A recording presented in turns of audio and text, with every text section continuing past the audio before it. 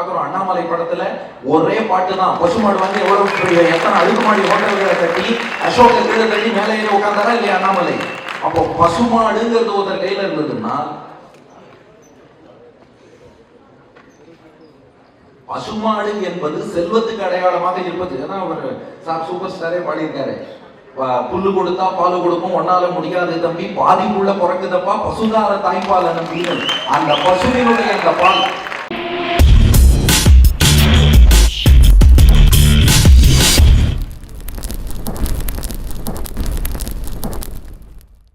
குபேரனுக்கு செல்வத்தை கொடுத்த நாள் அக்ஷய திருத்தியை, கிருஷ்ணன் குஜேலனை குபேரனாக ஆக்கிய நாள் அக்ஷய திருத்தியை. இது போல அக்ஷய திருத்தியை என்ற நாளுக்கு பல சிறப்புகள் உண்டு. அத்தோட இப்ப இன்னொரு சிறப்பு சேர்ந்திருக்கு. சங்கல்பம் என்ற இந்த ப்ராஜெக்ட் லான்ச் பண்ணப்பட்ட நாளும் அக்ஷய திருத்தியை. அக்ஷயம் என்றால் குறையாதன்னு அர்த்தம், வளர்ந்து கொண்டே இருக்கக்கூடியன்னு அர்த்தம். அப்படிப்பட்ட கைங்கரியம் நம்முடைய சம்பிரதாயம், சனாதன தர்மம், பாரத தேசத்து பாரம்பரியம் அக்ஷயமாக குறையாமல் வளர்ந்து கொண்டே இருக்க வேண்டும்ங்கிறதுக்காக அக்ஷய திருத்தியில, அதுவும் அந்த பெயர் பாருங்க, சங்கல்பம் என்பது சிறப்பான பெயர். இந்த சங்கல்பத்தை சாந்தோக்கிய உபனிஷத் கொண்டாடுறது.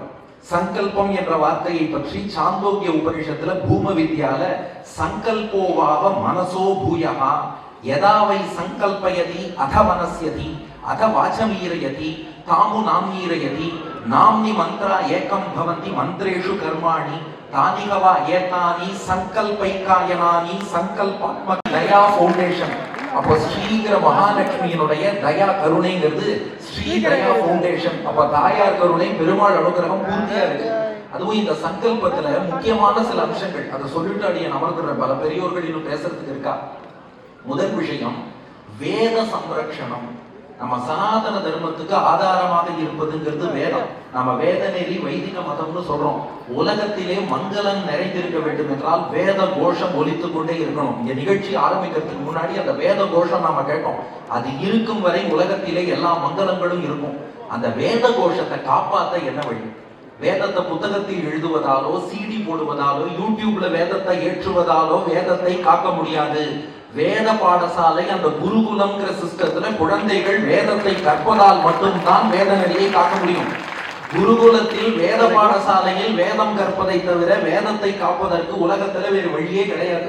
அப்போ அந்த வேத ரட்சணத்துக்காக எங்கெல்லாம் வேத பாடசாலைகள்ல கஷ்டப்படுறாளோ, அந்த குழந்தைகளுக்கு என்னென்ன தேவைகள் இருக்கிறதோ அதுக்கு சப்போர்ட் பண்ணணும்னு எவ்வளவு உயர்ந்த ஒரு நோக்கம். அந்த வேத பாடசாலையில் உள்ள குழந்தைகளுக்கு சப்போர்ட் பண்ணணுங்கிறது முதல் சங்கல்பம். இரண்டாவது சங்கல்பம், இந்த கலியுகத்துல நமக்கு தவம் புரிந்து இறைவனை காணக்கூடிய ஆற்றல் இருக்கா? அப்படிப்பட்ட ஆற்றல் உள்ள சில மகான்கள் இருக்கலாம். நம்ம எல்லாருக்கும் அப்படியே தவம் புரிந்து நமக்கு பகவான் கண் முன்னே காட்சி தரக்கூடிய ஆற்றல்ங்கிறது நமக்கு அது இல்லை. இந்த கலியுகத்துல பிரசித்தமான பகவானுடைய அவதாரங்கள் கிடையாது. இந்த கலியுகத்தில் நாம் இறைவனை அனுபவிக்கணும்னா திருக்கோவில்ல அச்சாவதாரம்னு கோவிலுக்கு போறோம் பாருங்க. டெம்பிள் சிஸ்டம்ங்கிறது ரொம்ப ரொம்ப ரொம்ப ரொம்ப முக்கியம். இன்னைக்கு அந்த கோவிலுக்கு போகும் பழக்கம் குறைவதனாலதான் எத்தனையோ டைவர்ஷன் வருது. அந்த நாளில் பாருங்கள், நம்ம பாரம்பரியத்துல ஒரு ஊர்னா அந்த கோவிலை சுற்றித்தான் ஊரினுடைய மொத்த எகானமி இருக்கும். Temple should be the center of the place, center of the city. அதை சுற்றி மற்றதெல்லாம் இயங்கி வந்தா எல்லாம் ப்ராப்பரா இருக்கும். கோவில்ல தான் அந்த காலத்தில் பாடம் எடுப்பார்கள். கலை, நாட்டியம் அத்தனையும் கோவில் தான் அதற்கெல்லாம் ஆதாரமாக இருக்கும். ஒரு ஈவன் ஒரு எலெக்ஷன் தேர்தல்னா கூட குடவோலை முறை என்றால் கோவிலை வைத்து தான் அதை நடத்துவார்கள். திருக்கோவிலுக்கு அவ்வளவு முக்கியத்துவங்கள் இருந்தன. அந்த கோவில்ல கட்டப்படக்கூடிய அர்ச்சகர்களுக்கு அடிப்படை தேவைகள் என்னென்ன வேணுமோ அந்த அடிப்படை தேவைகளை எல்லாம் நாம செய்து கொடுக்க வேண்டும்ங்கிறது இரண்டாவது சங்கல்பம். சங்கல்பம் நம்பர் 2, திருக்கோவில்ல கட்டப்படும் அர்ச்சகர்களுக்கான உதவி. சங்கல்பம் நம்பர் 3, பசுமாடு கோமாதா என்று நாம் கொண்டாடுகிறோம்.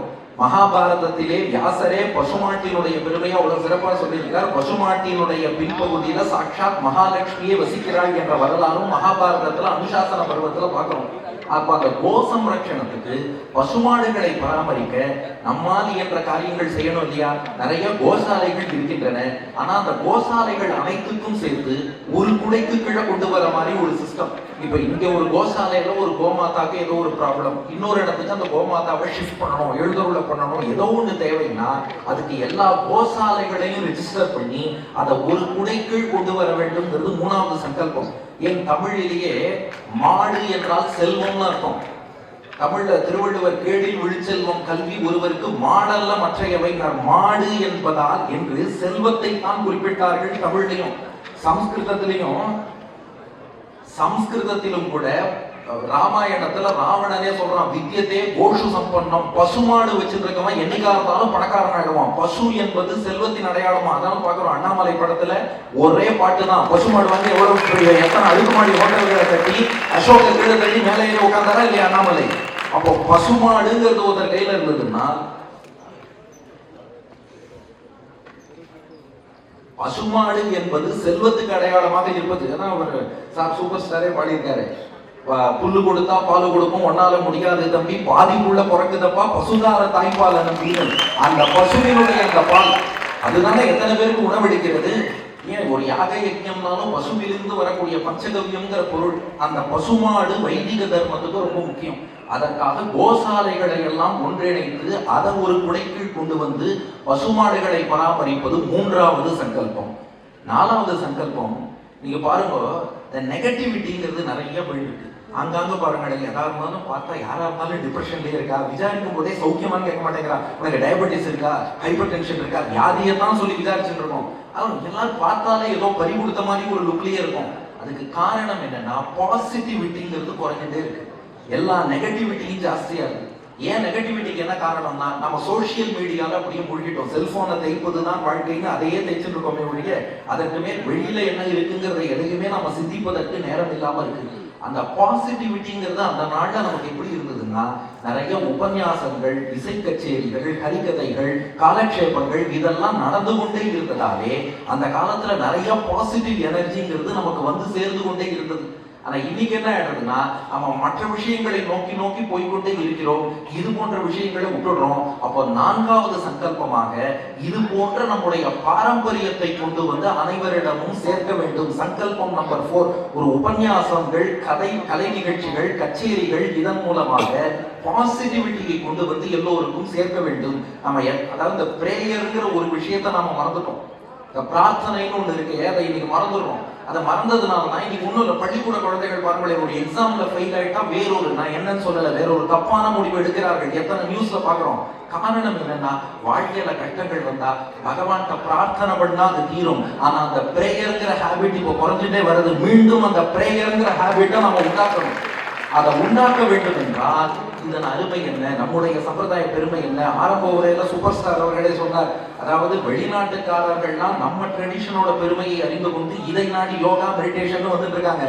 நாம என்ன பண்றோம்னா, இதன் பெருமை என்னங்கிறது அறியாம வெஸ்டர்ன் கல்ச்சரை நோக்கி நாம போயிட்டு இருக்கோம்னா இது எவ்வளவு பெரிய முரண்பாடு என்பதை சிந்தித்து பாருங்கள். அப்போ இந்த பாரம்பரிய கலைகளை எல்லோரிடமும் கொண்டு போய் சேர்க்க வேண்டும் என்பது சங்கல்பம் நம்பர் 4. அடுத்து சங்கல்பம் நம்பர் 5, இது வந்து இன்னுமே முக்கியமானது.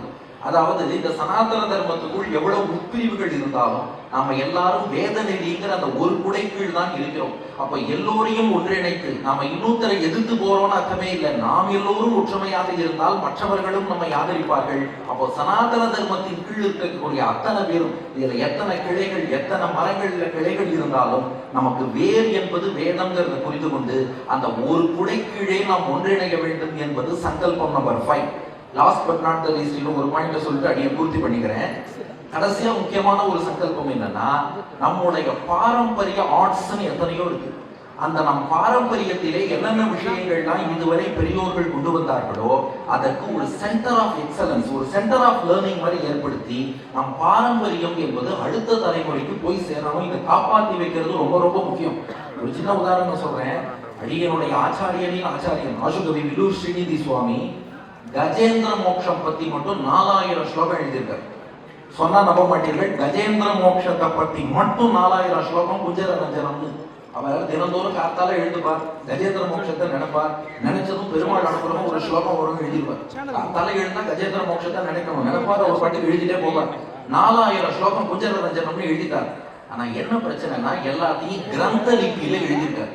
இப்போ கிரந்த லிபி படிக்க தெரிஞ்சவா ரொம்ப ரொம்ப ரொம்ப ரொம்ப குறைச்சல்.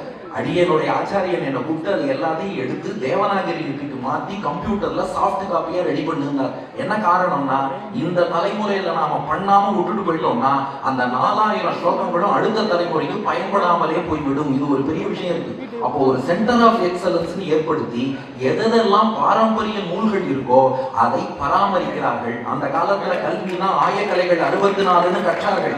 இன்னைக்கு ஆயக்கலைகள் 64 பேரை சொன்னாலே கை தட்டுவார்கள். ஆயக்கலைகள் மொத்தம் 64 இருக்கு. என்னன்னா அகர விலக்கணம், லிகிதம், கணிதம், வேதம், புராணம், வியாக்கரணம், நீதி சாஸ்திரம், ஜோதிட சாஸ்திரம், தர்ம சாஸ்திரம், யோக சாஸ்திரம், மந்திர சாஸ்திரம், சகுன சாஸ்திரம், சிற்ப சாஸ்திரம், வைத்திய சாஸ்திரம், உருவ சாஸ்திரம், இதிகாசம், காவியம், அலங்காரம், மதுரபாடனம், நாடகம், நிருத்தம், சப்த பிரம்மம், வீணை, வேணு, மிருதங்கம், தாளம், அஸ்திர பரீட்சை, கஜ பரீட்சை, ரத பரீட்சை, அஸ்வ பரீட்சை, கனக பரீட்சை, ரத்ன பரீட்சை, பூமி பரீட்சை, சங்கிராம லட்சணம், மல்யுத்தம், ஆகர்ஷணம், உச்சாடனம், வித்துவேடனம், மதன சாஸ்திரம், மோகனம், வசீகரணம், ரசவாதம், காந்தர்வவாதம், பைபிலவாதம், கௌதுகவாதம், தாதுவாதம், காருணம், நட்டம், முட்டி, ஆகாய பிரவேசம், ஆகாய கமனம், பரகாய பிரவேசம், அதிசயம், இந்திரஜாலம், மகேந்திரஜாலம், அக்னி தம்பம், ஜலத்தம்பம், வாயு தம்பம், வாக்கு தம்பம், திட்டி தம்பம், சுக்ல தம்பம், கண்ண தம்பம், கட்க தம்பம், அவஸ்தை பிரயோகம்னு இதுதான் 64 கடை. ஆனா இந்த பெயர் என்ன என்பதை கூட இன்றைக்கு யாருக்கும் நினைவு வச்சுக்கிறது இல்லை. அப்போ இதெல்லாம் ஒரு சென்டர் ஆஃப் எக்ஸலன்ஸ், ஒரு சென்டர் ஆஃப் லேர்னிங் ஏற்படுத்தி இதை பாதுகாப்பதுங்கிறது சங்கல்பம் நம்பர் 6. இது போல பல விஷயங்கள் இருக்கு. நான் ஒரு 6 அடிச்சுவோங்கிறதுக்காக இந்த 6 மட்டும் சொன்னேன். ஆக அக்ஷய திருத்திகை என்று தொடங்குகிறார்கள். இது அக்ஷயமாக குறைவே இல்லாமல் வளர்ந்து கொண்டே போய் இந்த சங்கல்பம் மட்டும் இல்ல, பாரத சேவா மட்டும் இல்ல, மேற்கொண்டு அவர் எடுக்கக்கூடிய இது போன்ற எல்லா நல் முயற்சிகளும் எத்தனை பெரியோர்கள் ஆச்சாரியர் அனுகிரகத்தாலே, திவ்ய தம்பதியர் அனுகிரகத்தாலே அக்ஷயமாக பெருகி கொண்டே போக வேண்டும். பொதுவா அக்ஷய திருத்திகைனா நகை வாங்கலாமா, ஷேர் மார்க்கெட்ல இன்வெஸ்ட் பண்ணலாமா அப்படின்னு யோசிப்போம். அப்படி இல்லாமல் சம்பிரதாயத்தை காக்க, பாரம்பரியத்தை காக்கணும்னு இன்வெஸ்ட் பண்ண உங்களுடைய மனம், மேடமுடைய மனத்துக்கு நாம எவ்வளவு கைதட்டினாலும் வேணும். அக்ஷய திருத்தியில யூஸ்வலா நமக்கு அந்த பக்கம் தானே மனசு போகும். அக்ஷய திருத்தியில் இப்படிப்பட்ட நல்ல காரியத்தை தொடங்கி வைத்த உங்களுக்கு நம்ம எல்லாரும் எந்தெந்த வகையில சப்போர்ட் பண்ண முடியுமோ 100க்கு 200% நம்முடைய அந்த சப்போர்ட்டை கொடுக்க முயற்சி கொண்டு சொல்லி